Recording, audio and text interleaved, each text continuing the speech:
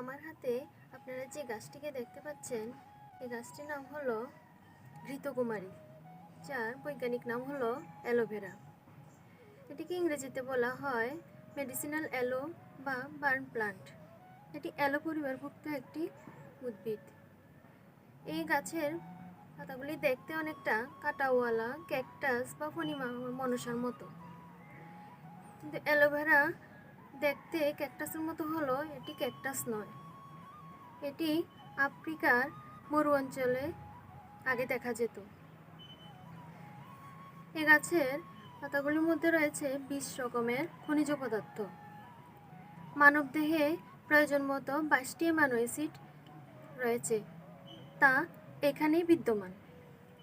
এতে অনেকগুলি ভিটামিনও রয়েছে, যেমন vitamin A, vitamin B1, B2, B6, vitamin C এবং ভিটামিন ই। ভেষজ চিকিৎসা শাস্ত্রে এই অ্যালোভেরার ব্যবহার প্রাচীনকাল থেকে হয়ে আসছে। এই অ্যালোভেরা আমাদের শরীরে অনেক উপকার করে থাকে। এর উপকারিতাগুলি হলো, যেমন এই অ্যালোভেরা আমাদের শরীরে রক্তচাপকে কমায়। এছাড়া রক্তে সুগারের পরিমাণকে অনেকটা নিয়ন্ত্রণে আনতে সাহায্য করে। এই অ্যালোভেরার মধ্যে রয়েছে ল্যাকটেটিভ উপাদান, যা আমাদের পেট পরিষ্কার করতে সাহায্য করে। এটি কোষ্ঠকাঠিন্যকে দূর করে। এর রস প্রতিনিয়ত খেতে পারলে আমাদের দাঁতের ক্ষয় রোধ করা সম্ভব।